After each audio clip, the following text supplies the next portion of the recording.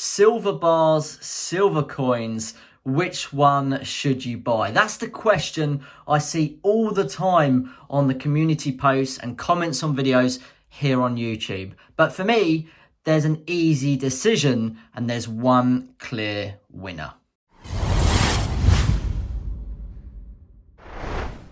So, silver bars, silver coins. Listen, it's a very good question that I probably get asked the most here on YouTube, and it's a perfectly good question too. So let's get straight down to the nitty gritty. What's better, silver bars, silver coins? What do I prefer? What do I hold more of? What's more expensive? The premiums, capital gains tax, all of those topics. Let's get straight to it. Okay, so it's no secret, I have some silver in my portfolio amongst other investments such as gold and index funds. We know that. I've talked about it a few times. But I really feel like silver is sometimes undervalued, maybe underappreciated.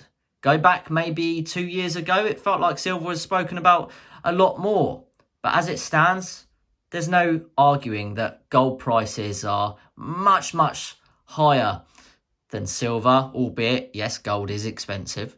But silver for me is still undervalued. I think it's very undervalued.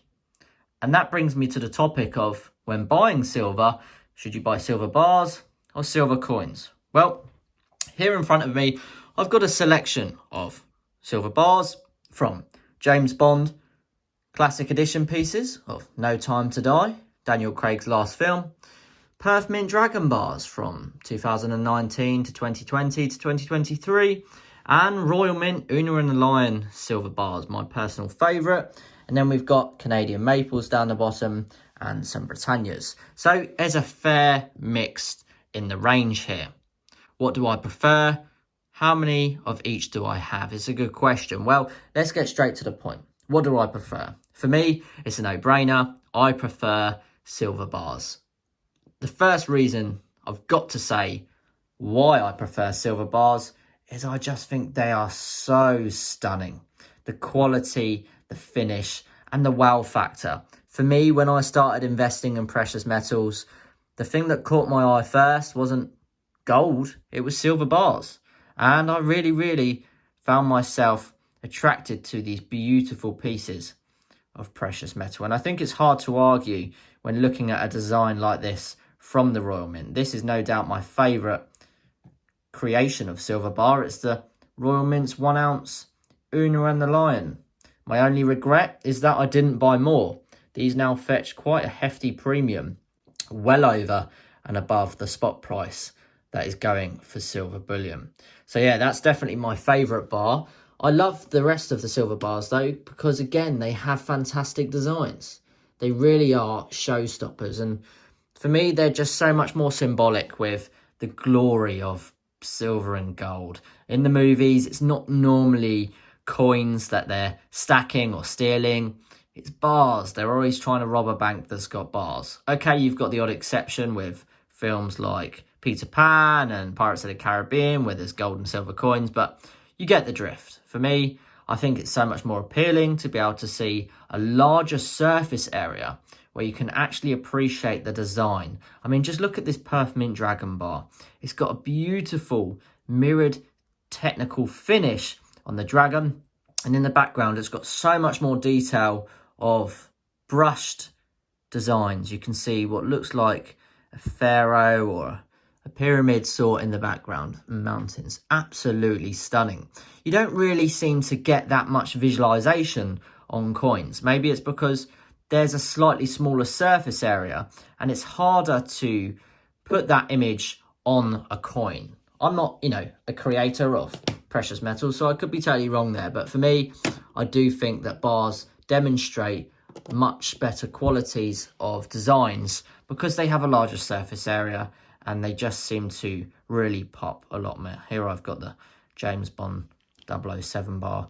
James Bond's Daniel Craig's last film. Very awesome bar that I love. I bought these because I thought they may go up in value because it's Daniel Craig's last film. They have increased a little bit, maybe not as much as I thought they would, but nonetheless, very cool pieces. And here I've got coins down the bottom. So moving on to the topic of coins, if I'm not as much of a fan as coins, why do I own any at all? Well, that's a good question. When I started investing, the very first thing I bought was 1 gram gold bars and 1 ounce silver coins. I understood that coins were capital gains tax exempt when they're Britannias or sovereigns in the United Kingdom. So that made a real appealing factor to me, the fact that I was buying something that I was never going to have to pay tax on. Fast forward a few years down the line, however, and I noticed that my coins started to badly milk spot and go cloudy. And I know it's only generic bullion, and people maybe sometimes get too precious over generic bullion.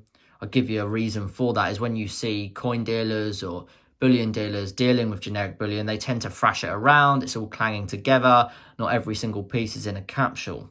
It's more the rare minted editions and the graded pieces that people tend to be more careful with, and the proof coins. However, I did like the look of coins. I thought the price point was attractive, and the fact that you paid no capital gains tax.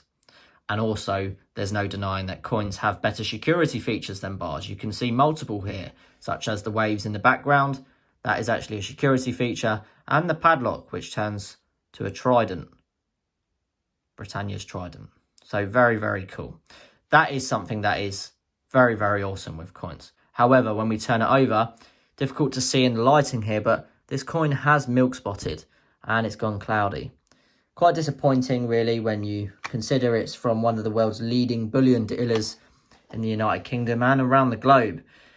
And when you've got a large stack, or let's be honest, even a small stack, when someone started out buying bullion, the last thing they want to see is their precious metals tarnishing.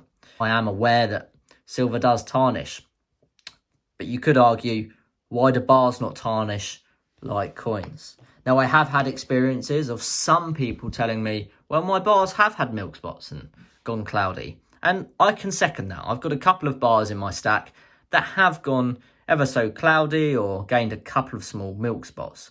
But when I compare it to my stack of coins, the percentage on bars versus coins, milk spots and cloudiness, it doesn't even come close. The bars are so much better finish and quality without having those milk spots and cloudiness issues. It really is quite dramatic to see. And when you open up your safe area, wherever you're storing your precious metals in maybe multiple locations, you want to look at your precious metals and be able to enjoy them, especially when they've got stunning designs like this.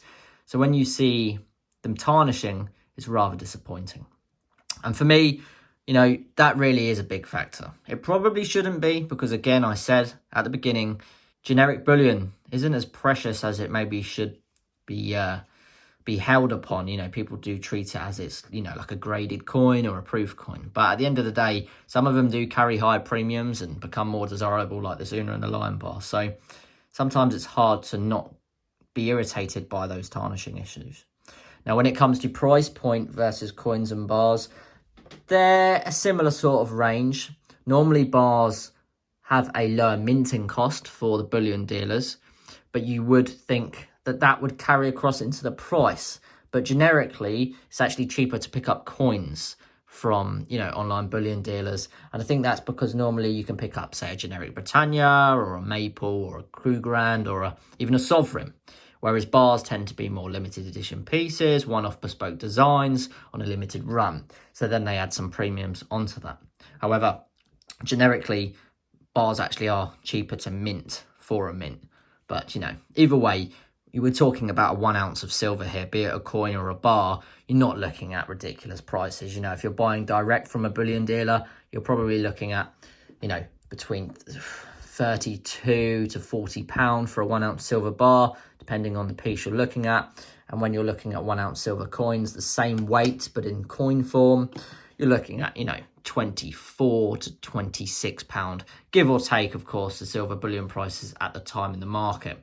So yeah, it's a love and hate relationship for me with coins. I've kind of stopped buying them for the reasons of the milk spotting issues, and I probably will continue to not buy them going forward, at least this year anyway. I haven't really got plans for silver. You know, I've got plans for gold. But if I was to pick up buying again, there's no question in my mind that I'll probably go for bars over coins. So that's my opinion on the matter. I love both, I hold both, but I've definitely got thoughts and reserves on the matter. Let me know what you think in the comment section below, whether you buy more bars or more coins, or whether the milk spotting issue doesn't really bother you. I'd love to know, and I'll definitely reply to you in the comment section below. Thanks very much for watching. I appreciate your time and how valuable it is, and I look forward to seeing you all in the very next episode. Bye-bye.